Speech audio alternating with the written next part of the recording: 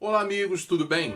Hoje eu quero falar para vocês um pouquinho de como a história se constituiu como ciência e disciplina inicialmente no século XIX. Ao longo do século XVIII, a intelectualidade ela foi influenciada e ela foi norteada pelo iluminismo.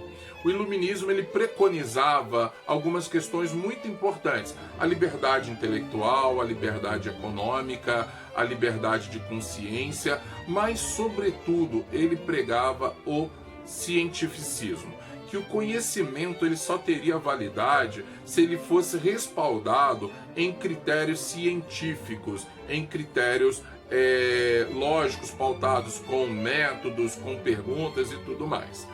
E além disso, além do cientificismo, ele preconizava um distanciamento da ciência e a religião. Para ele, ciência era uma coisa, religião era outra, e essas duas não deveriam se misturar, porque o conhecimento baseado na religião, ele tem uma finalidade, e o conhecimento baseado na ciência, ele vai ter outra função e outro objetivo. É nesse modelo que vai surgir a Revolução Industrial do meio do século XVIII para cá, e as revoluções liberais, a independência dos Estados Unidos, a Revolução Francesa e muitas outras revoluções. A Revolução do Haiti, por exemplo, serão momentos da história onde o liberalismo ele será valorizado.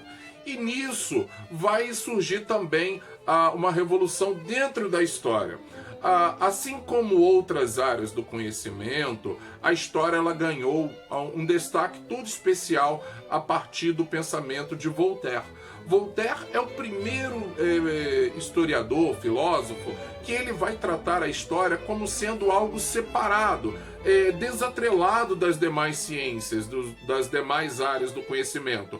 Para ele, a história ela tinha um objetivo muito peculiar, muito próprio. Ela deveria analisar o homem envolvido, no tempo, no espaço e no tempo. Então, o primeiro a falar sobre isso, a definir que a história ela está separada, ela vai ser Voltaire.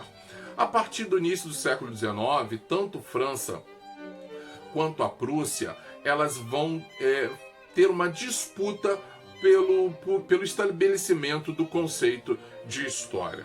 A França já era um país constituído, já era um país geograficamente constituído, politicamente constituído, então ela tinha os historiadores franceses eles tinham mais liberdades para poder discutir temas mais amplos ou mais específicos, como o caso de Jules Michelet, por exemplo.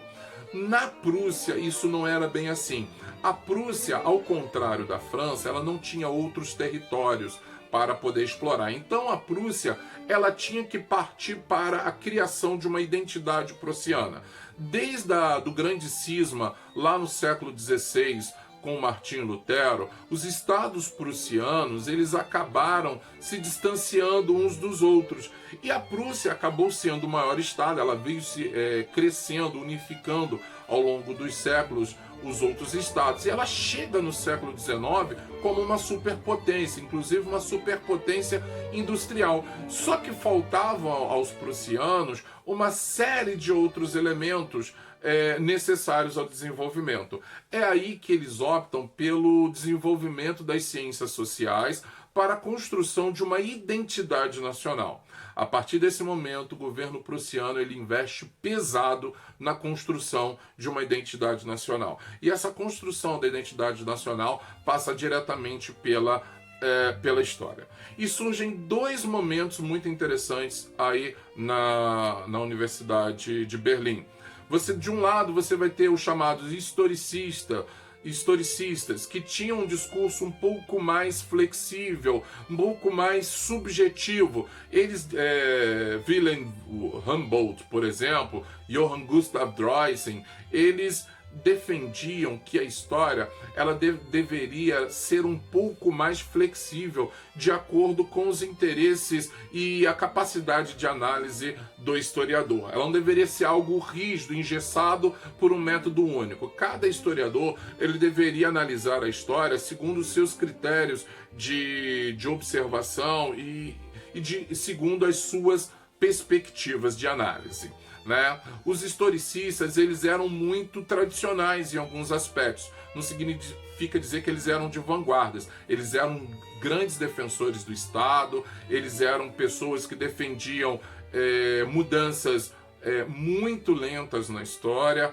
mas eles eram pessoas que se tornavam mais flexíveis com relação aos métodos. Do outro lado, você vai ter Leopold von Ranke, que vai inicialmente surgir como um historicista. Ele era um grande apaixonado da cultura greco-romana, mas que, por suas aulas não chamarem tanto atenção na Universidade de Berlim, ele vai criar uma metodologia própria baseada no estudo das fontes históricas, no estudo das fontes oficiais. E ele vai apropriar-se de questões positivistas. O positivismo pensado por Auguste Comte lá na França, ele preconizava algumas questões. Por exemplo, ele vai dividir em tempo teológico, que é o tempo no qual a sociedade se organiza baseada em princípios religiosos, em princípios que eles não entendem.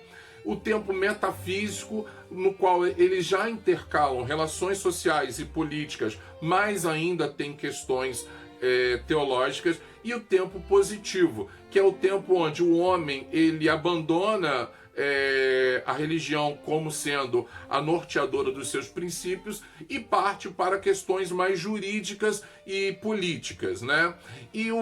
Ou seja, era um tempo de desenvolvimento. E o Ranke, ele vai apropriar-se disso. Ele vai criar agora uma metodologia da história no qual ele vai basear a história nos grandes eventos políticos, numa história feita de fatos políticos, grandes personagens, baseadas em fontes escritas e documentos oficiais, e que tem o objetivo de mostrar uma história linear e desenvolvimentista, ou seja, uma história que pega o homem, o ser humano, como sendo subdesenvolvido lá na pré-história e vai mostrar todo o seu desenvolvimento até chegar no ápice da Revolução Industrial como sendo um homem mais desenvolvido. Ou seja, esse é um tempo cronológico, é um tempo de desenvolvimento, é um tempo no qual o homem ele vai mostrar uma evolução pessoal, social e econômica e política na sua história. É claro que isso vai ser muito criticado, mas vai chamar muita atenção de diversos historiadores do século XIX. Inclusive, isso vai influenciar aqui no Brasil, por ocasião da criação do Instituto Histórico Geográfico Brasileiro, IHGB, em 1839. E a primeira grande obra, a História Geral do Brasil, ela é escrita a partir de pressupostos prussianos, né? Então essa história, esse modelo de história, ele vai ser tão importante que ele vai influenciar até os historiadores franceses, que tinham uma certa rixa com os historiadores prussianos, e na década de 1870, vários historiadores franceses vão fazer cursos na França, e lá na França eles vão absorver essa escola rankiana, que eles vão chamar na França de escola metódica. Então, essa escola metódica é uma escola na qual a história ela se torna uma disciplina isolada, ela se torna uma ciência baseada em fatos históricos, fatos políticos, é importante ressaltar isso, e numa cronologia desenvolvimentista da história. O homem ele era subdesenvolvido e agora ele é mais desenvolvido. A ciência no século XIX ela vai ganhar um caráter muito importante. Então qualquer um que não se encaixasse dentro dos moldes científicos das ciências naturais, física, química, biologia, era entendido como sendo alguém à parte. Por isso que mesmo a metodologia historicista, ela sendo muito interessante, ela vai ficar um pouco à margem, né, durante o século XIX, mas volta com força durante o século XX.